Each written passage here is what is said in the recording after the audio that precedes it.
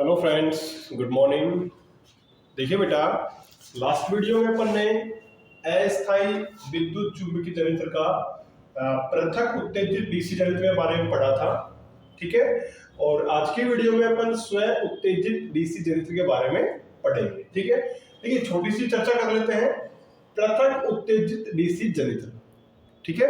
कहने का मतलब यह है कि ये जो जनित्र है, इस जनित्र की फील्ड वाइंडिंग को आपने अलग से किसी माध्यम से उत्तेजित किया था, यानी कि फील्ड वाइंडिंग को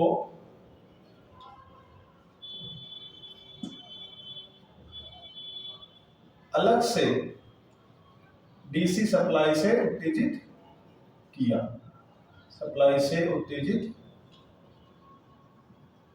किया। ठीक है। कहने का मतलब यह है कि पृथक उत्तेजित डीसी जनित्र जो है, इस जनित्र की फील्ड वाइंडिंग को आपने अलग से सप्लाई देके उत्तेजित किया था। ठीक है। देखो, स्व उत्तेजित डीसी जनित्र, जिसके बारे में आज अपन चर्चा करेंगे।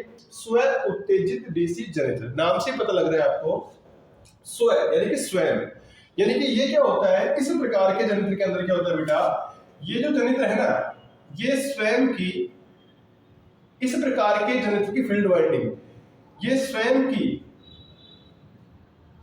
धारा से उत्तेजित होती है। ठीक है। कहने का मतलब यह है कि स्वयं उत्तेजित डीसी जनित्र जो होते हैं, ये जनरेटर की जो फील्ड वाइंडिंग है, ये जनित्र की खुद की धारा से ही एक्साइटेड होते हैं। ठीक है। इसका एक महत्वपूर्ण बिंदु है। दूसरा होता है बेटा कि इस जनित्र के अंदर अवशिष्ट चुंबकत्व का होना आवश्यक नहीं है। अवशिष्ट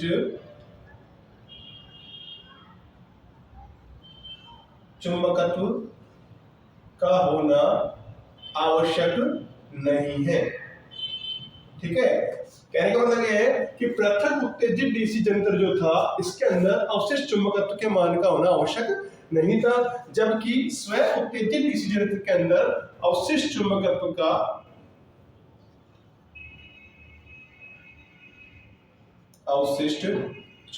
का होना अनिवार्य होता है।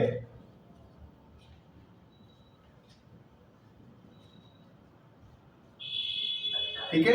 याद रखेंगे आप कि सेल्फ एक्साइटेड डीसी जनित्र जो है, ये जनित्र स्वयं की धारा से उत्तेजित होते हैं। दूसरी बात, इस प्रकार के जनित्र के अंदर अवशिष्ट चुंबकत्व के मान का होना अनिवार्य होता है। ठीक है। अब देखिए, ये जो स्व उत्तेजित डीसी जनित्र है ना, इनकी फील्ड वाइंडिंग के कनेक्शन के आधार पर निम्नलिखित भागों में बांटा है। इसके बारे में अपन बता चुके हैं पहले, एक बार और चर्चा करते हैं। देखिए, पहला आता है आपका डीसी सीरीज जनित्र। डीसी सीरीज जनित्र आता है। दूसरा आता है शंट जनित्र, और तीसरा आता है आपका कंपाउंड जनित्र। ठीक है। पहला आता है डीसी सीरीज जनित्र, शंट जनित्र और कंपाउंड जनित्र।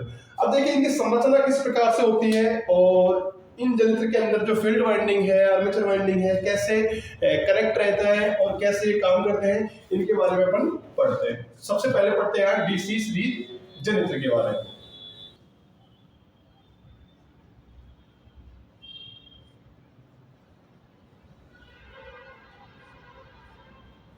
श्रेणी जनित्र, जिसको इंग्लिश में बोलते हैं सीरीज जनरेटर। ठीक है। देखो, सीरीज जनरेटर, अब सबसे पहले इसका डायग्राम बनाते हैं अपन। ये इसका आर्मेचर है। यहाँ पे अपन ने वाइंडिंग की है। ठीक है। और यहाँ पे अपन एक लोड लगाते हैं।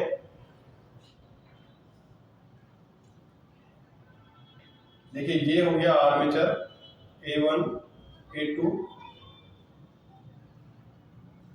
ये हो गई फील्ड वाइंडिंग। ठीक है। ये फील्ड वाइंडिंग है, इसको बोलते हैं लोड। यहाँ लोड लगा रखा है अपन ने। ठीक है भाई। और सीरीज फील्ड वाइंडिंग को D1 D2 से रिप्रेजेंट करते हैं, आर्मेचर वाइंडिंग को A1 A2 से रिप्रेजेंट करते हैं। ठीक है भाई, ये हो गया आपका आर्मेचर जिसके अंदर ईएमएफ पैदा होता है, ये लोड लगा रखा है अपन ने। देखिए भाई, अब परिभाषा और पहचान। भाई इस जनरेटर के अंदर जो फील्ड वाइंडिंग होती है ना, फील्ड वाइंडिंग आर्मेचर के साथ या फील्ड वाइंडिंग आर्मेचर के श्रेणी में जुड़ी होती है, पहला पॉइंट। दूसरा पॉइंट होता है कि जो सीरीज फील्ड वाइंडिंग है ये मोटे तार कम टर्नों से बनाई जाती है।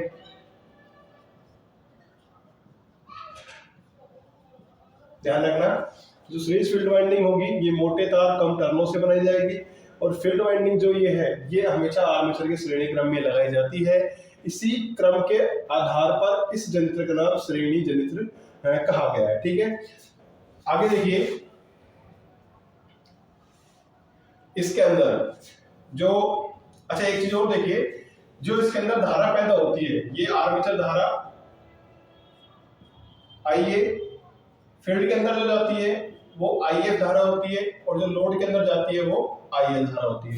एक चीज ध्यान रखना बेटा, डीसी सीरीज जनरेटर के अंदर जो IA का मान यानी कि आर्मेचर करंट का मान, फील्ड करंट का मान और लोड करंट का मान, तीनों करंट का मान इक्वल होता है। यानी कि मैं ऐसे कह सकता हूं कि इस जनरेटर के अंदर IA बराबर ISE बराबर IL, तीनों का मान क्या होता है?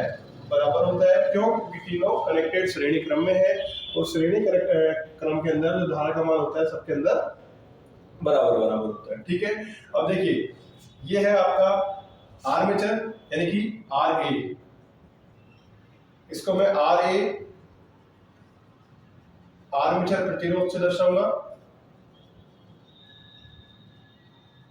ठीक है, इसे बोलते हैं IF, ये क्षेत्र धारा है जिसको एम्पियर में मापते हैं, इसको रेजिस्टेंस को ओम में मापते हैं। IL होता है लोड करंट,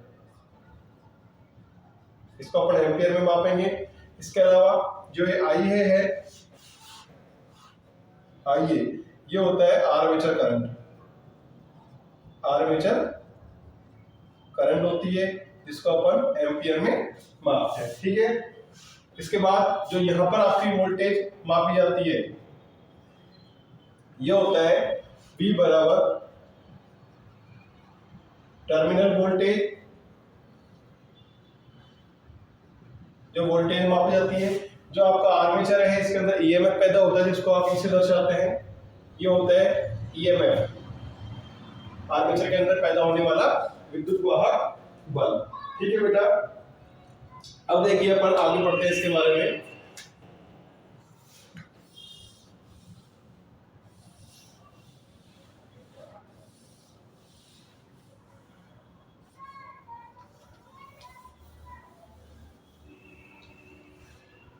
देखो अभी अपन ने जाना कि श्रेणी जनरेटर है, इसके अंदर IA का मान, ISE का मान और IL का मान, तीनों का मान क्या होता है? बराबर होता है। ठीक है, क्योंकि श्रेणी जनरेटर है तो तीनों का मान क्या होगा इसके अंदर? बराबर होता है। ठीक है, अब देखिए, अब देखो बेटा, ये जो आपका श्रेणी वाइंडिंग है यानी कि फील्ड वाइंडिंग है, श्रेणी फील्ड वाइंडिंग, इस फील्ड वाइंडिंग में वोल्टेज ड्रॉप यानी कि वोल्टतापात का मान क्या होगा? देखिए वोल्टेज ड्रॉप क्या होता है? V बराबर IR होता है, आप जानते हैं। तो इसका मान क्या होता है? ISE RSE। ठीक है, इसके बाद मैं बात करूंगा आर्मेचर कुंडलन में वोल्टतापात,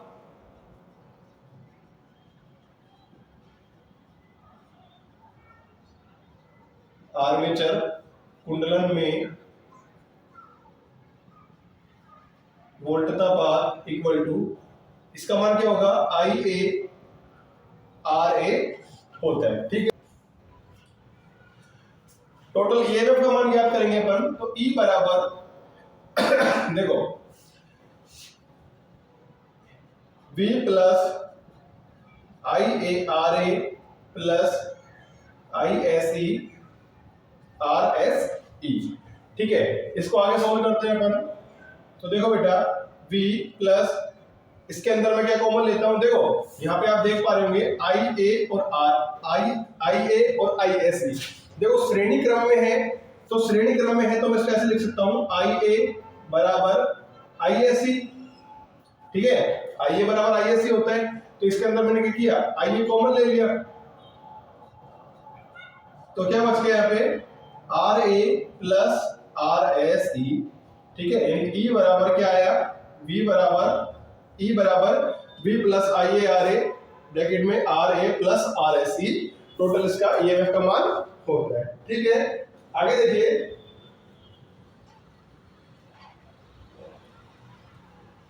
अच्छा बेटा एक चीज और देखो, ये जो आर्मेचर होता है इसके अंदर क्या होगा, इसकी ताम्र हानि होती है, यानी कि यहां लिख सकते हैं अपन आर्मेचर में कॉपर लॉस का मान ये होता है आई स्क्वायर ए आर ए। ठीक है, इसी प्रकार से जो आपकी फील्ड वाइंडिंग है, श्रेणी फील्ड वाइंडिंग,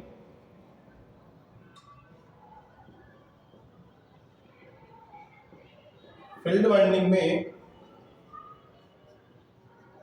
ताम्र हानि बराबर I square S E R S E होता है, और जो लॉस होता है इसको अपन किस में मापते हैं, वाट में मापते हैं, इसको किस में मापेंगे, वाट में मापेंगे। ठीक है बेटा, तो इस प्रकार से डीसी जनरेटर की व्याख्या होती है। यहां पर आपसे बेसिक क्वेश्चन पूछा जाता है, देखो टर्मिनलों की पहचान ध्यान रखना, श्रेणी वाइंडिंग है तो D1 D2 से करेंगे, आर्मेचर है तो A2 A1 होता है। ठीक है, आर्मेचर के अंदर जो करंट होती है IA, इसका मान फील्ड वाइंडिंग में से जाने वाली धारा के मान के बराबर होगा। ठीक है, और जो फील्ड वाइंडिंग की धारा का मान जो होता है वो आर्मेचर में सॉरी लोड के अंदर धारा का मान के बराबर होता है। ठीक है, यानी कि तीनों के अंदर जो गुजरने वाली धारा है वो IA बराबर ISC प्लस IL होता है। फील्ड वाइंडिंग के अंदर जो वोल्टेज ड्रॉप होता है, ठीक है, ये होता है वोल्टता बात बराबर ISC RSC। आर्मेचर मोटर में वोल्टता बात होगा जो IA RA होता है। ठीक है, इधर कॉपर हानि की बात करूं, कॉपर लॉस की बात करेंगे अपन, तो कॉपर लॉस आर्मेचर की बात करेंगे तो I स्क्वायर RA होता है, और जो कॉपर लॉस होता है इसको अपन किस में लेंगे, वाट में लेंगे। इसी प्रकार से फील्ड वाइंडिंग के अंदर जो ताम्र हानि होती है, कॉपर लॉस होता है, वो I स्क्वायर SE RSC होता है, जिसको अपन किस में मापेंगे, वाट में मापेंगे। एक चीज और है जो इसका यूज होता है, ये ट्रांसमिशन लाइन में बूस्टर के रूप में इसका इस्तेमाल किया जाता है। ध्यान रखना, श्रेणी यंत्र जो होता है इसका इस्तेमाल अपन ट्रांसमिशन लाइन के अंदर बूस्टर के रूप में, वर्धक के रूप में करते हैं। ठीक है, अगला बढ़ते हैं अपन शंट जनरेटर।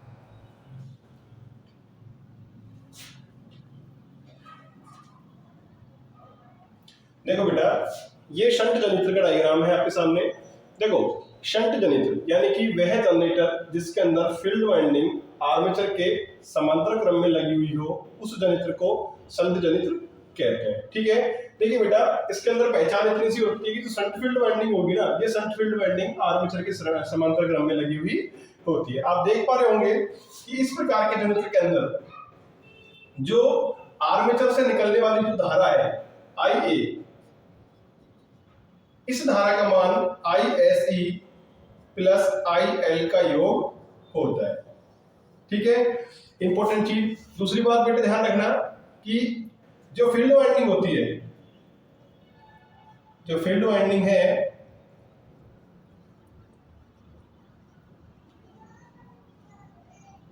आर्मेचर के समांतर क्रम में होगी,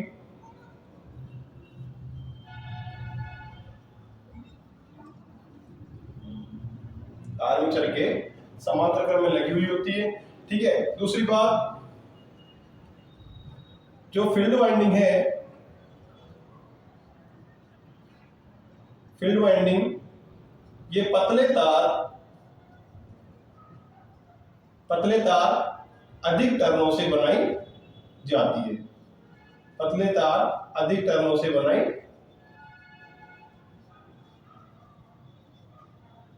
जाती है। ठीक है बेटा, एक मोस्ट इंपोर्टेंट चीज और ध्यान रखना कि शंट जनित्र को कभी भी लोड पर चलाना नहीं चाहिए।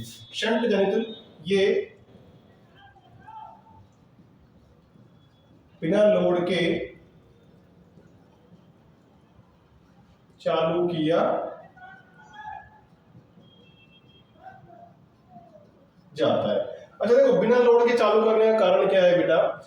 जब क्या होता है बेटा, जब इसके अंदर अगर अपन लोड लगा देते हैं तो देखो शंट फील्ड वाइंडिंग का जो रेजिस्टेंस का मान होता है ना, वो लोड के अंदर कोई रेजिस्टेंस होगा इसके मान से ज्यादा होता है। यानी कि लोड का रेजिस्टेंस जब कम हो गया तो इसके अंदर जो पैदा होने वाली करंट है वो पूरी की पूरी करंट आपकी लोड के अंदर से चली जाती है। ठीक है, लोड के अंदर जाएगी तो करंट का मान इधर ज्यादा हो जाएगा और फील्ड वाइंडिंग को पूर्ण रूप से करंट नहीं मिल पाएगी, और जब करंट पूरी इधर नहीं जाएगी तो इसके अंदर पूर्ण रूप से मैग्नेटिक फील्ड जनरेट नहीं होगा। मैग्नेटिक फील्ड जनरेट नहीं होगा तो मैग्नेटिक फील्ड जनरेट कम होगा तो आर्मेचर पूर्ण रूप से मैग्नेटिक फील्ड को नहीं काट पाएगा और इसके अंदर ईएमएफ का मान कम हो जाता है। लास्ट में आपका जो आर्मेचर है वो ईएमएफ बनाना बंद कर देगा, या फिर लास्ट में आपका जो जनरेटर है वो बंद भी हो सकता है। ठीक है, तो इस प्रकार के जनरेटर को आप बिना लोड के नहीं चलाना चाहिए। ठीक है, आगे चलते हैं। देखिए, अच्छा इसके बारे में आप जानते होंगे बेटा, ये जो आईए होता है,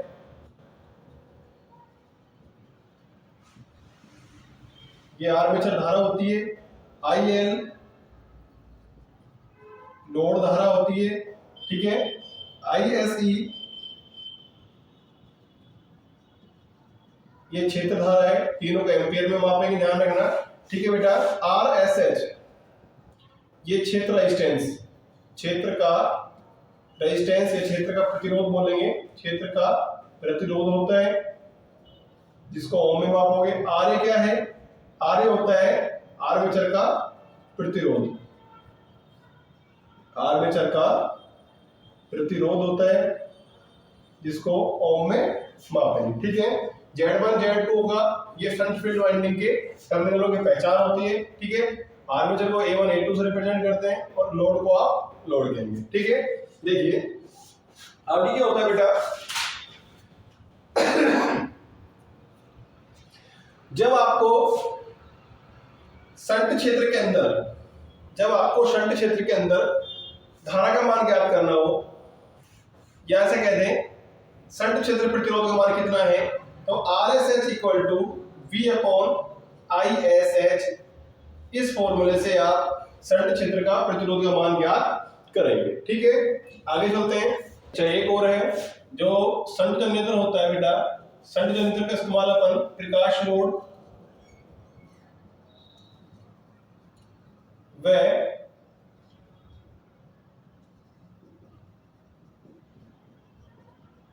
शक्ति लोड में करते हैं। ठीक है, ध्यान रखना, प्रकाश लोड व शक्ति लोड में करते हैं।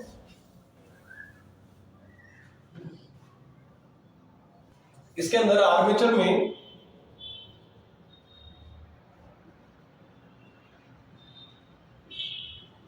वोल्टता पात, आर्मेचर में वोल्टता पात यानी कि आर्मेचर के अंदर होने वाला वोल्टेज ड्रॉप IARA होता है। ठीक है, आगे देखेंगे आर्मेचर में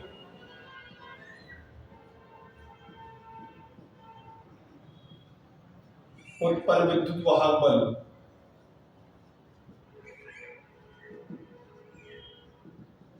E बराबर V प्लस IARA होता है। ध्यान रखना, विद्युत वाहक बल E बराबर V प्लस IARA होता है। ठीक है, आर्मेचर में विकसित शक्ति, ध्यान रखना, इन पॉइंटों को याद रखना भाई।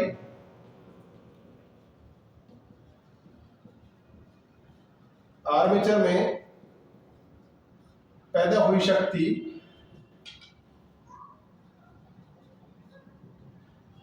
V into E into IA होती है। ठीक है, आगे देखिए, आर्मेचर में ताम्र हानि का मान क्या होती है? आर्मेचर में ताम्र हानि I2A RA होता है और क्षेत्र के अंदर ताम्र हानि क्षेत्र के अंदर ताम्र हानि ये होती है I²SH/RSH होती है। ठीक है, दोनों को किस में लेंगे अपन? वाट में लेते हैं। ये संधारित्र है, इसके अंदर जो फील्ड वाइंडिंग होगी आर्मेचर के समांतर क्रम में लगी हुई होती है, और जो टोटल करंट का मान होता है IA का मान जो होता है ISC प्लस IL का योग होता है। जब RSH की बात करूंगा तो RSH = V+V/ISH होता है। ठीक है, और जो फील्ड वाइंडिंग होती है पतले तार की बनाई जाती है, टर्न की संख्या अधिक होती है। क्लियर है? दूसरा, ये जो फील्ड वाइंडिंग है आर्मेचर के समांतर क्रम में जुड़ी हुई होती है।